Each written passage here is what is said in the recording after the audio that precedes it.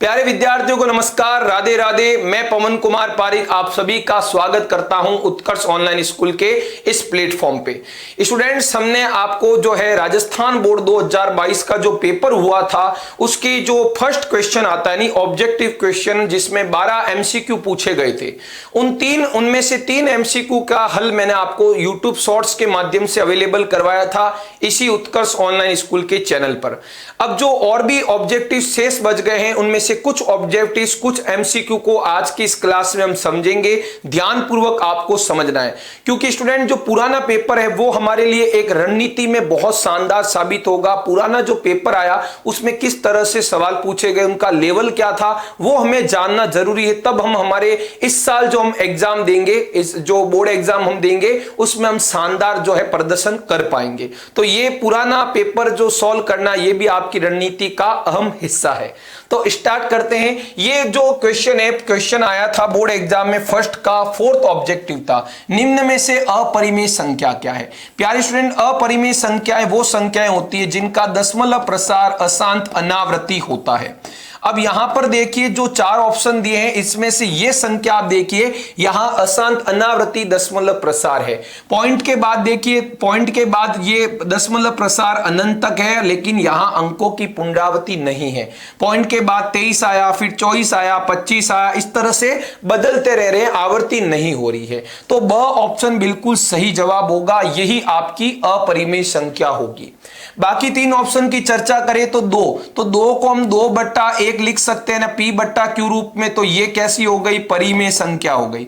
इसको देखते हैं, 2.23 के ऊपर बार है, जिसे हम 2.2323 अनंत तक लिख सकते हैं। तो यहां भी दशमलव प्रसार जो है अशांत है, लेकिन अंकों की पुनरावृत्ति हो रही। तो ये भी आपकी क्या स्टूडेंट, एक प्रकार की परिमेय संख्या है।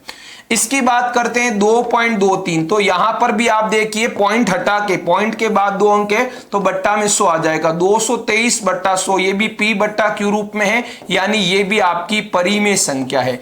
केवल जो ऑप्शन बी जो है, ब जो है, वो एक अपरिमेय संख्या है। तो ब उत्तर इसका सही होगा। फर्स्ट का 5th क्वेश्चन जो बोर्ड एग्जाम 2022 में आया था, राजस्थान बोर्ड की बात कर रहे हैं। तो प्रश्न क्या है, के किस मान के लिए निम्न रैखिक समीकरण युग्म का कोई हल नहीं है। तब इस तरह के क्वेश्चन आते हैं जब आपको के का मान ज्ञात करने के बारे में पूछा जाता है, तो उसमें आपको कंडीशन देखनी है कि समीकरण युग्म के कोई हल नहीं है, या अनंत हल है, या अद्वितीय हल है, उस कंडीशन को देखना है। तो यहां कहा कोई हल नहीं है, तो कोई हल नहीं के लिए हम जानते हैं a1/a2 और b1/b2 बराबर होते हैं, लेकिन c1/c2 बराबर नहीं होता है। तो यहां a1 पहले समीकरण में x का गुणांक 3 है, a2 पहले समीकरण में x का गुणांक है 2 के -1, b1 और b2 यहां y का गुणांक 1 है, यहां दूसरे समीकरण में भी y का गुणांक क्या है, 1 है। c1/c2, c1 और c2 व्यापक रूप में पहले लिखेंगे, उसके बाद निकाल पाएंगे। तो व्यापक रूप क्या होता है रैखिक समीकरण युग्म का, आप सभी जानते हैं कि RHS में जो भी अचर पद है उसे LHS में भेज दो। तो 3x + y +1 को उधर भेजेंगे -1 और RHS में बनेगा 0। ये इस रैखिक समीकरण का व्यापक रूप है। इसे कैसे करेंगे, 2 के -1 गुणा में x + y, ये तो दोनों चर पद है, और अचर पद को उधर पक्षांतरण करेंगे तो 2 के माइनस का हो जाएगा, 1 भी माइनस का हो जाएगा, बराबर 0। अब देखिए c1 और c2, c1 वहां -1 है, c2 का मान है -2 के -1। अब देखिए क्वेश्चन के अंदर हमें पूछा है कि k का क्या मान होना चाहिए, k के किस मान के लिए, यानी k का मान किसके बराबर होना चाहिए। तो k का मान किसके बराबर होना चाहिए जब ये रैखिक समीकरण युग्म का कोई हल नहीं होगा। तो हमें बराबर वाला लेना, ये दोनों को अब हमें आगे जो है तुलना करनी है। हमें प्रश्न को हल करने के लिए k का मान किसके बराबर होगा वो हमें ज्ञात करना है, तो हमें इसको आगे सॉल्व करना होगा। यदि वो कहता k का मान क्या नहीं होना चाहिए तो हम इन दोनों को लेते, ठीक है। तो ये शुरुआत के 2 अनुपातों को बराबर करता हूं, 3/2 के -1 बराबर 1/1 होता है, 1 ही होता है। वज्र गुणा करेंगे, 3 एकम 3, 2 के -1 को 1 से गुणा करेंगे, यही आएगा। माइनस का 1 उधर जाएगा तो 3 में जुड़ेगा, 3 और 1 4 बराबर 2 के का मान आएगा 4/2 यानी 2। तो के का मान कितना होना चाहिए, 2 होना चाहिए। ऑप्शन अ बिल्कुल सही होगा। बात करते हैं बोर्ड एग्जाम में जो क्वेश्चन 1 था उसका 6th पार्ट।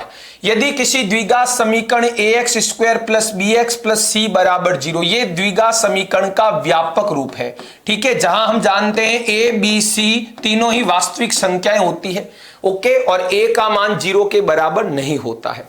हमें कह रहा है इसके मूल वास्तविक नहीं हो, उसके लिए क्या कंडीशन होती है। तो हम जानते हैं जो विविक्ति कर होता है, विविक्ति कर को हम लिखते हैं स्टूडेंट्स किससे, डी से। विविक्ति कर डी का मान जो है वो 0 से जब छोटा होता है तब मूल कैसे होते हैं, वास्तविक नहीं होते हैं, काल्पनिक जिसे हम कहते हैं। विविक्ति कर का फॉर्मूला होता है बी स्क्वायर माइनस 4ac। यदि बी स्क्वायर माइनस 4ac का मान 0 से छोटा आता है, यानी ऋणात्मक आता है, तब हम कहते हैं द्विघात समीकरण के मूल काल्पनिक होते हैं, ठीक है। तो डी का मान 0 से छोटा हो तो कहां पर हम देखेंगे, ये वाला बी स्क्वायर माइनस 4ac जो है 0 से छोटा होना चाहिए यदि मूल वास्तविक नहीं है, तो इसका उत्तर सही होगा। बात करते हैं फर्स्ट के 7th क्वेश्चन की। क्वेश्चन है बिंदुओं ए, आपको दो बिंदुओं के निर्देशांक दिए, बिंदु ए का x निर्देशांक x प्लस 4, y निर्देशांक y प्लस 5, बिंदु बी का x निर्देशांक 6 माइनस x और y निर्देशांक है 3 माइनस y। इन दोनों बिंदुओं को मिलाने वाला जो रेखाखंड है ए बी रेखाखंड, उसका मध्य बिंदु आपको चाहिए। तो स्टूडेंट हम सभी जानते हैं मध्य बिंदु का x निर्देशांक का सूत्र होता है x1 प्लस x2 बट्टा 2 और y निर्देशांक का सूत्र होता है y1 प्लस y2 बट्टा 2, ठीक है। यदि कोई रेखाखंड ए बी है, मान लीजिए उसके निर्देशांक यदि हम x1, y1 के रूप में और बिंदु बी के निर्देशांक यदि x2, y2 के रूप में लिखे, तो इसका जो मिड पॉइंट है, मध्य बिंदु, जो इसे 1:1 में विभाजित करेगा, कटा के सरल अनुपात, तो स्टूडेंट मध्य बिंदु जो है रेखाखंड को 1:1 में विभाजित करता है। मध्य बिंदु के निर्देशांक का डायरेक्ट फॉर्मूला है दोनों के x निर्देशांकों का योग बट्टा 2, y निर्देशांकों का योग बट्टा 2। तो दोनों बिंदु, इसको हम x1 मान लेते हैं, इसको y1, बिंदु b के निर्देशांकों को x2, y2 कह देते हैं। तो जोड़ते हैं, कितना आता है, x1 x प्लस 4, x2 जो है 6 माइनस x बट्टा 2, और y निर्देशांक की बात करें, y1 आपका है y प्लस 5 और y2 का मान है 3 माइनस y बट्टा 2। तो जोड़ते हैं, सॉल्व करते हैं। तो पहले x वाले निर्देशांक को सॉल्व करते हैं। x से x कटेगा, प्लस x और माइनस x कैंसिल, 4 और 6 10, 10 बट्टा 2 होगा आपके 5, ठीक है। इसी तरह y निर्देशांक की बात करें, प्लस y से माइनस y कट, 5 और 3 8 बट्टा 2 यानी 4। तो इसका मतलब मध्य बिंदु के निर्देशांक क्या होंगे, मध्य बिंदु के निर्देशांक x, y के रूप में हम बिंदु के निर्देशांक को यदि दर्शाएं तो होंगे 5, 4। तो उत्तर ब बिल्कुल सही जवाब होगा। तो स्टूडेंट्स मैंने आपको पहला जो क्वेश्चन आया था बोर्ड में जिसके अंदर 12 ऑब्जेक्टिव पूछे गए थे, 1 2 3 तो मैंने अलग से बता दिए यूट्यूब शॉर्ट्स पे इसी चैनल पर, और चौथा, पांचवा, छठवां और सातवां आज के इस वीडियो में बताए हैं।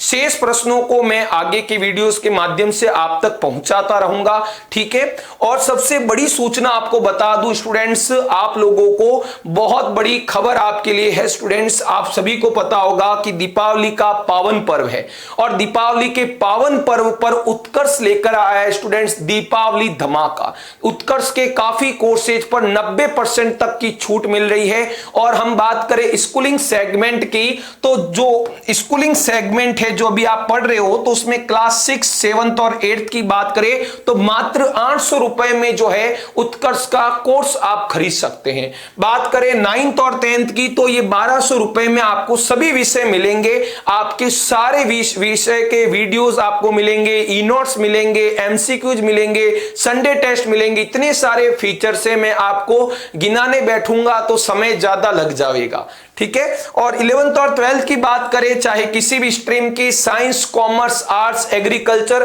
मात्र 1500 रुपए में आपको कोर्स मिल जाएगा। आप चाहे हिंदी मीडियम के हो, चाहे आप दनादन इंग्लिश बोलते हो, किसी भी मीडियम से हो, आप कोर्स खरीद सकते हो। सारे वीडियोस अवेलेबल है, अच्छे से पूरा कोर्स समय पे विथ रिवीजन आपको करवाया जाएगा। और अदर बोर्ड्स की बात करें आप चाहे सीबीएसई से हो, राजस्थान बोर्ड, उत्तर प्रदेश, मध्य प्रदेश, हरियाणा, उत्तराखंड, बिहार, झारखंड, हिमाचल प्रदेश, आप किसी भी स्टेट के हो, आपके यदि बुक्स एनसीईआरटी की है तो आपका मोस्ट वेलकम है उत्कर्ष ऐप में। समय पर कोर्स और वो भी गुणवत्तापूर्ण बेस्ट टीचर्स आपको पढ़ाएंगे। और सबसे बड़ी बात कहूं स्टूडेंट्स, आज जो है 23 तारीख है यानी अंतिम दिन है। ये जो ऑफर है 23 अक्टूबर 2022 तक है स्टूडेंट्स। तो आज 23 दिन है, आज 23 तारीख है। अब आपको समझ गए होंगे आज का अंतिम दिन है, फिर ये मौके बार बार नहीं आते हैं। कोर्स आप जल्द से जल्द खरीद लीजिए और उत्कर्ष परिवार का सदस्य बन जाए, फिर लगाते हैं सफलता की आग। तो स्टूडेंट्स जल्द से जल्द कोर्स खरीद लीजिए, अपने जो भी फ्रेंड्स हैं उनको भी ये सूचना शेयर जरूर आप कर दीजिए ताकि वो भी उत्कर्ष परिवार का जो है सदस्य बन जाए। तो आज के लिए इतना ही। स्वस्थ रहे, मस्त रहे आप सभी प्यारे विद्यार्थियों को और आपके संपूर्ण परिवार को उत्कर्ष परिवार की तरफ से दीपावली की बहुत बहुत हार्दिक शुभकामनाएं।